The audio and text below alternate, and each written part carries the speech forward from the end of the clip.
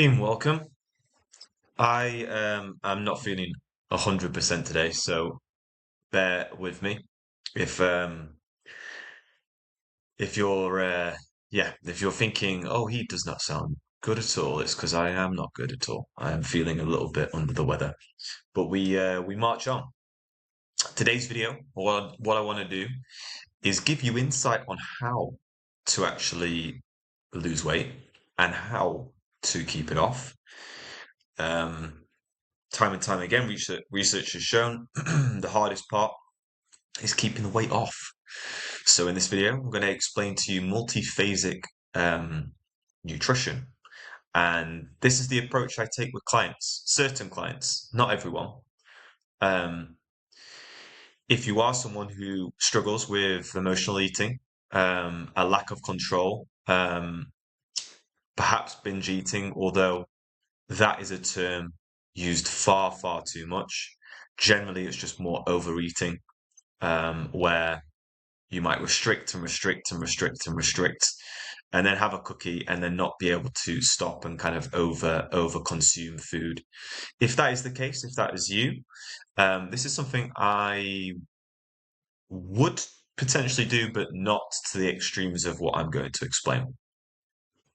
Because you would need to first focus on your relationship with food. And I've got a video that you can go back and have a look at, and that will help you. So, multiphasic dieting, focus on breaking down dieting and non-dieting phases. The reason for that is because we want to learn how to live with the non-dieting, and we want to see results, obviously, with the dieting. Generally, the dieting phase is quite aggressive. Again, if you're someone who struggles with relationship with food, you wouldn't want to go aggressive. You might want to just not do the multiphasic approach and just solely focus on your relationship with food. That, if you were my client, that's what we would do. We would focus on your relationship with food first, and then transition you into potentially something like this, depending. But the reason the aggressive approach works is because it shows people are more adherent to it. People are actually less hungry once you get past that 3 to 7 day period within the first 3 to 7 days of the diet.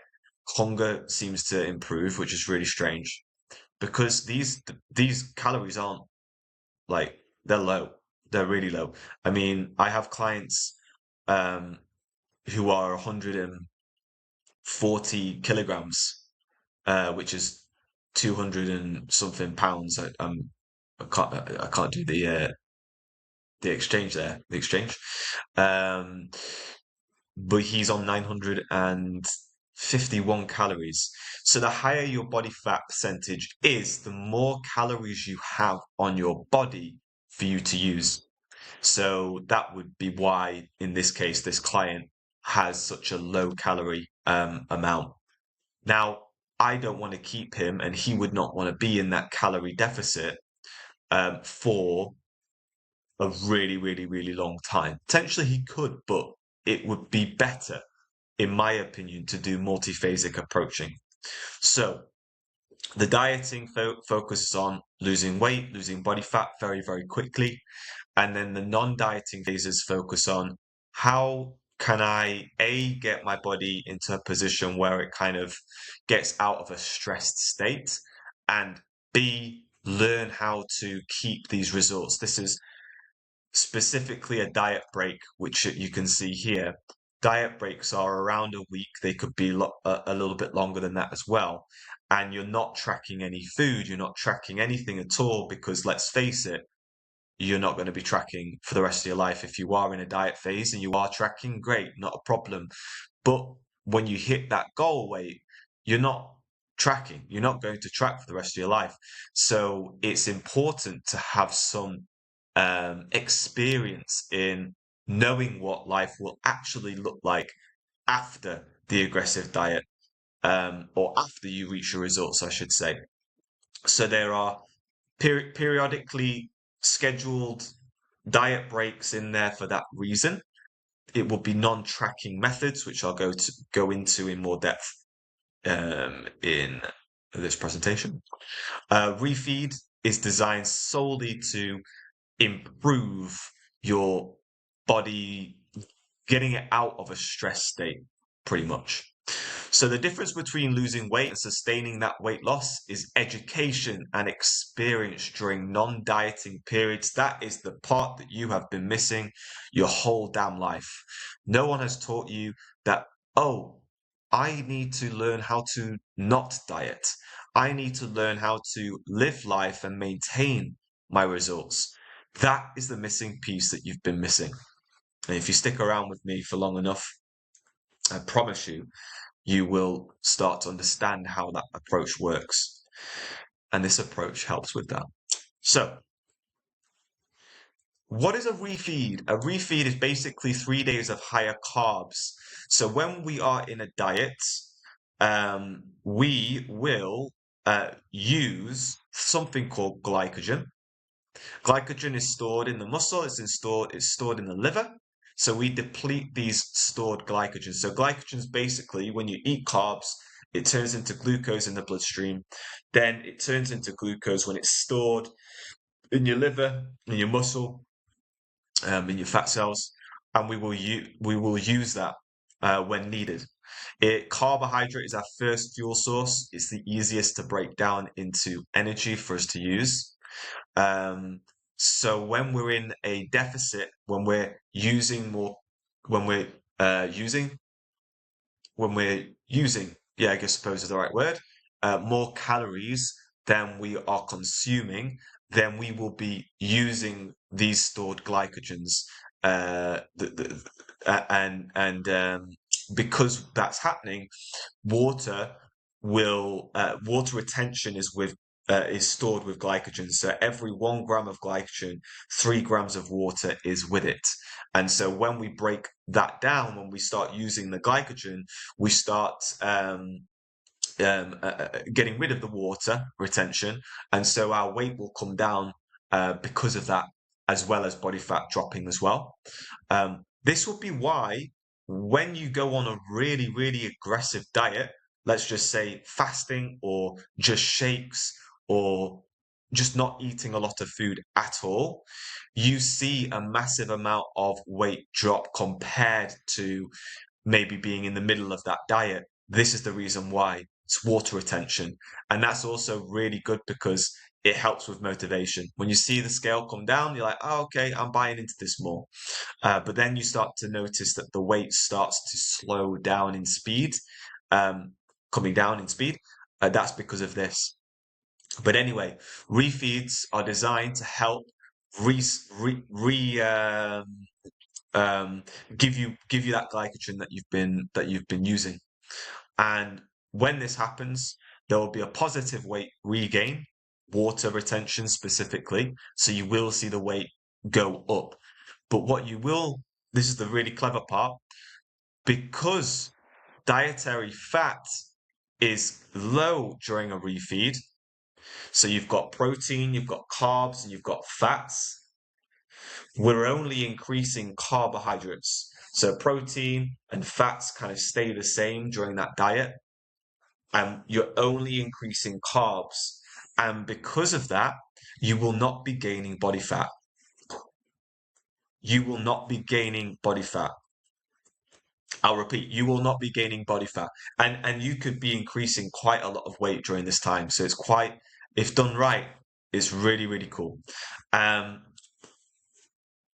What is a diet break? So just before we go into that, refeeds help with balancing of hormones. So there are 2 specific hormones with appetite and satiation. So when we're in a deficit, the ghrelin hormone is increased more, which makes us more hungry, and leptin is reduced.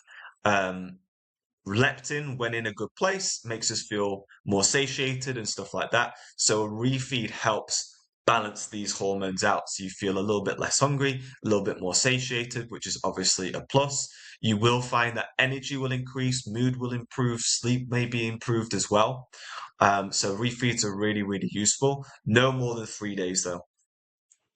What is a diet break? So in a diet break, you experience what life will actually be like once you reach your goals. So we've gone through that already. Non-tracking structure around food, where you'll eat more food and aim for maintenance. You will eat more food. That's the key here. You will eat more food. When you've been in a diet previously and you've lost so much weight, and then you start eating more food, what happens? Your weight goes up. And what did you do? I would put my hat on you thinking that was a negative thing. It is not a negative thing. It's a normal physiological response. It is something that you need to happen. So that's what will happen during a diet break as well. Your weight will go up because your calories will be closer to maintenance. Also, give you similar benefits as a refeed before going into another diet phase. So those benefits of the hormones that I've just mentioned, energy, performance in the gym and outside the gym if you are training, steps being easier to do, fidgeting more. So me just doing this, I'm burning more calories than me just kind of sitting here and looking like this in the camera. You can tell my face is not moving at all, you know? And that is a big thing actually that we notice as well when people have been dieting. You will notice that your activity reduces because your body's trying to preserve energy. Very useful around social events and holidays as well. Let's face it, your life is going to be filled with social events and holidays. You need to learn how to be able to figure out what that looks like. So this is a graph, although yeah, this is a graph of one of my clients, and they have been going through this approach for a while now. As you can see, the weight comes down and it goes back up, it comes down, it goes back up, and then maintenance period goes back up and then shoots back down, back up, down, back up, down, back up, down, back up, down. These are all refeeds, these are all diet breaks. And she has lost over 10 kilograms, I believe. So yeah, just an idea there. Do you need to track food though? So we were looking at this part. These aggressive diet phases are ideally tracking calories is best. Do you need to do that? No, you do not need to do that.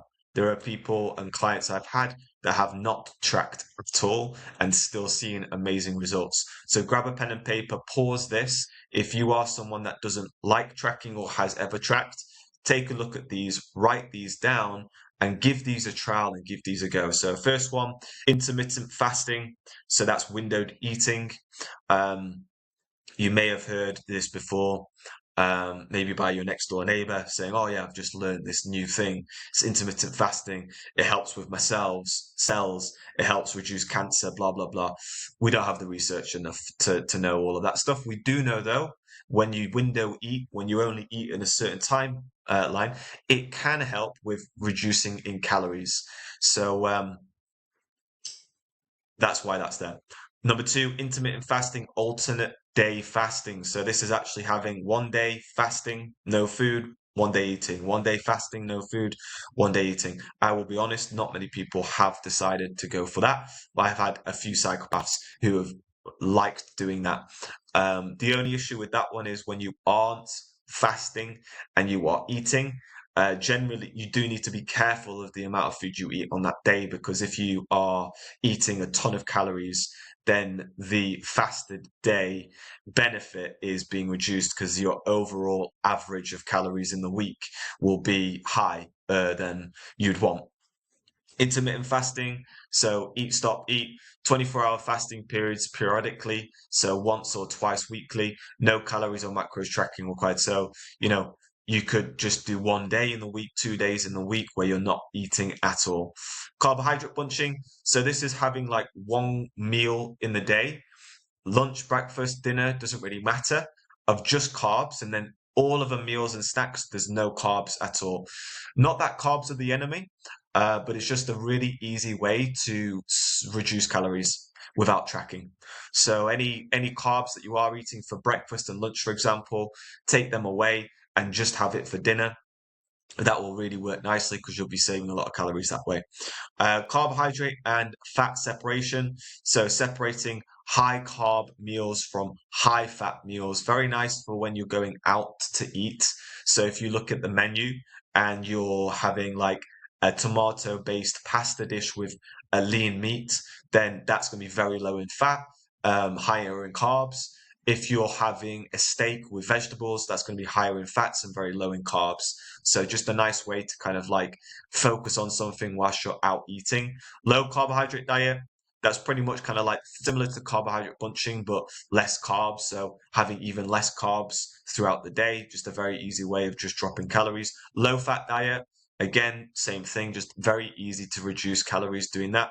Meal replacements, so using a protein shake instead of like a whole meal, again, a great way to drop in calories. So if you have breakfast and then at lunch you're really busy, having a shake protein, and then dinner just being normal. Meal skipping, so deliberately skipping meals. So you might just have like no breakfast and you'll have lunch and dinner in very similar to intermittent fasting, but less strict. Portion control, really, really nice one. So half of your plate being vegetables, quarter of your plate being carbs, quarter of your plate being protein. Excuse me. That's a really, really nice one to do when you have control, especially when you're in a holiday as well and you've got like a buffet all inclusive. You can just fill your plate up with vegetables, um, and then start adding the things that you want to eat on there. That will just help you feel more satiated, more full whilst you're out there, but also still enjoying foods as well. You're not restricting yourself. That's really, really key. I appreciate this is just an entry level kind of idea of what things look like. Um, Please feel free to comment if you are wondering how the hell do I start thinking about this. Um, I will give you. I would give you literally do what's there. Literally do what's there just to start with and see. So 3 weeks diet, 3 day refeed, going back into 3.5 weeks of dieting, then a diet break, then go back into an aggressive diet again, and then a refeed. If you type in now, this is not going to be specific. If you are a client of mine, I have calculators and things like that that would work this out, but I can't really share that right now, because I need to know more information about you. I need to know I need to know more information basically about you from you. So, but this is what you could do. Type in Harris Benedict calculator. It will pop up. It will ask, are you a male? Are you a female? It will ask your height. It will ask your weight. It will ask your age. Excuse me. It will then give you a metabolic rate. And you would need to, so basically that is the amount of calories that you would need to just stay alive. If you were just lounging about on the sofa all day, not moving at all, that's the amount of calories that you would kind of like need to stay alive. Or that's the amount of calories you will be using. Um, and if you were to just lounge on your sofa for a month, not moving, then that would be, you'd need to have that amount of calories, on a daily to maintain things. Then you would need to work out what is your activity level. Now, if your step count is 8,000, 6,000, 7,000 or lower, so 7 to 8 or lower, and you're training maybe 1, 2 sessions, you would want to times that basal metabolic rate number by 1.2 or 1.1, 1.2, 1.2. If your steps are higher to around 10,000 on average daily, and you're training the same amount, you'd be more 1.3. When you get that number, when you times it, it will give you that will be your maintenance calories. It'll have worked out your maintenance calories. For your diet periods, drop those calories by 1,000. Drop those calories by 1,000 and make sure your protein is as high as you bloody possibly can. Make sure your protein is as high as you possibly can. And then when you're going into the refeed period, it's 3 days, high carbs. You'd want to go into Google and just type in, or ChatGPT or whatever, what are high carbs, low fat options. It will give you loads and loads of options. So in that refeed, you don't necessarily need to, like I said, even in the diet periods, you don't need to track if you don't want to. You could just use the non-tracking methods. In the refeed, just look at those options that Google gives you or ChatGPT gives you, and keep everything the same, but just bring those foods in for 3 days. Then go back into your diet period, your diet break. Now, if you are tracking your calories after the refeed, rework out your calories by using the Harris-Benedict formula. Redo that and drop it again by 1,000 calories. It may be very similar, but do that after the refeed. Diet break, non-tracking methods. You are purposely trying to increase the volume of food. This is what life is going to feel like when you have reached your goal. So you don't want to be a dickhead. You don't want to be eating tons and tons and tons of food, or I'll have this chocolate bar, or I'll have more sweets, or I'll have some more crisps.